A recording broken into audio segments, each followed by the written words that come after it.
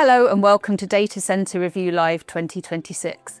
This event is all about hearing from some of the industry's leading voices on the big issues shaping the UK data centre sector. Alongside the main stage sessions, we're also catching up one-to-one with key industry voices. I'm joined by Ollie Sander from OCS to get his perspective on where the industry is heading, what needs to change, and how data centres can scale quickly while delivering responsibly. Ollie, thank you for joining us.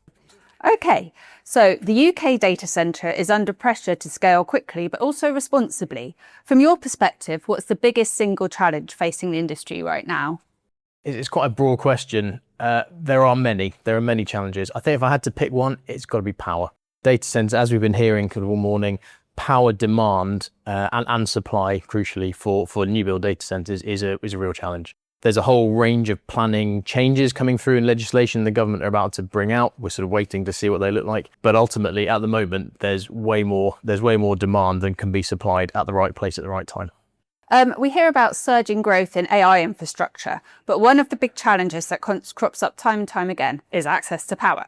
So how should the industry balance growth ambitions with the reality of power access? There's a question here clearly for the operators in terms of what they want to do with their data centers. So if you're thinking about AI, so a learning use case, massively power dense, and requires kind of long periods where you've got uninterrupted power. That's a real challenge in the UK given the prices and the availability of that power density. If you're looking at other inference type applications, in that sense, it's probably there's slightly less power required, that power density. So actually, in that sense, you might be slightly better off looking at, well, hold on, perhaps we're going to pick one type of use case over another.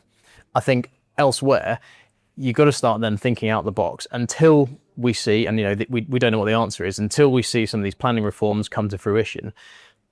Operators need to start getting a little bit clever with how they're accessing power. So, behind the meter applications, we're looking at are PPAs, are power purchasing agreements applicable, solar, renewables, on-site gas generation. There's all sorts of other options, pros and cons for each, but we've got to think a little bit outside the box until we start seeing the benefits of the new legislation. The growing power needs come at a time when the nation as a whole is trying to decarbonise. Data centres have been highlighted for their impact on the environment. So where do you see the biggest opportunity for the industry to reduce its environmental impact while still pursuing an aggressive growth strategy? I think, again, this comes back to how operators can access power in the most effective way. Renewables has got to be a big player in that. And the availability of grid connected renewables, but also behind the meter options, so on-site local generation. I mean, there's the holy grail of the nucleus SMR option. How far away is that? It's probably not that close. But these are sort of areas. I think typically, if we're looking to, or if owner operators are looking to try and really reduce their efficiency, that's got to be driven in from the start in the design and picking the most power efficient options, but then also where you're getting your power from. The other angle, of course, is looking at the other end of the spectrum. What can we do with our excess heat and energy that's being produced? So can we recycle some of that energy, the energy that comes out of the cooling systems? Can we recycle that into heat networks, local heat networks? There's kind of a growing swell of this. It's not in full flow yet, but I think that's the direction it's got to go, particularly if data centers want to and need to become more of an accepted and understood part of ultimately, the critical national infrastructure that they are. Meeting future demand won't only come from new build sites, which are often the ones that garner the most opposition. A lot will depend on upgrades, retrofits, and operational improvements across existing facilities. So what should operators prioritise when modernising legacy infrastructure? I think that there's the reason you would go down a retrofit or an old site kind of refurbishment is largely because of the time and the risk. The issues with building a new site are planning, time, power, risk, all this kind of thing.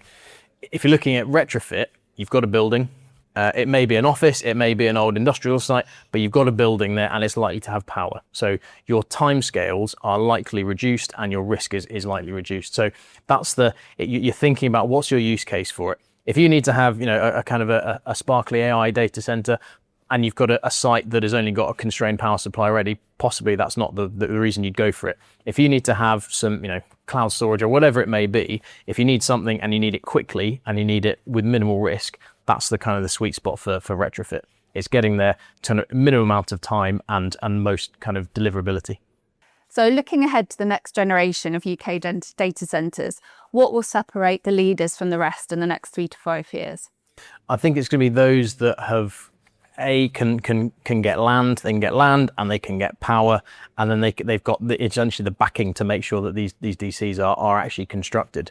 I think from a perspective that's challenging all of that as an industry, we're going to be well up against the problem of a skill shortage as well. So this is kind of looming in the background of all of this. You know, I heard someone this morning say that there's kind of a cliff edge in 2032 where there's going to be a significant number of, you know, kind of the retirement age people are approaching. There's a big drop off then. So I think we need to start addressing some of those issues kind of immediately, so that those that are going to have the right things in place, have the power and all the rest of it, are going to be able to actually get those things built in an economical way.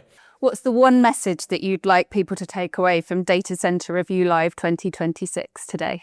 I think I mean, we're halfway through the day now, so all the stuff we've heard thus far is really been around. It's been around power and planning. I think this is likely to be the main driver for the next coming years. We've heard some really interesting stuff about how critical national infrastructure and the data center sector's designation as such is having an effect, and now that we're starting to see a visibility what that means for data center operators.